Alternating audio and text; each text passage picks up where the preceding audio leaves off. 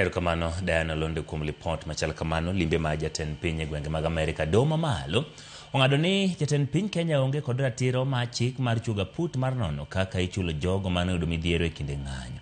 Dono ong'ado ni teko no en maduol makedo ne ratiro mar oganda pachoka. Kenyan National Commission for Human Rights ng'etno oyango ni duol no ema nigi ting' mar chako manyien chenro no mayande jatend piny Kenya William Ruto ochuogo aput. Chenro mag aput no osebedo gi ng'ikruok nyaka ne chuoge.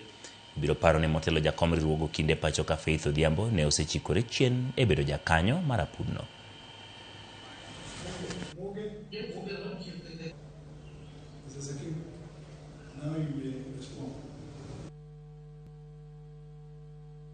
A declaration that the President is not constitutionally empowered to constitute a panel of experts that are based on the design of a framework for compensation of victims of human rights abuses, a matter which falls in the competence of the Kenya National Commission on Human Rights. It appears to be a case of good intentions, bad execution, and it is not necessary to quash the proclamation if it is suitably amended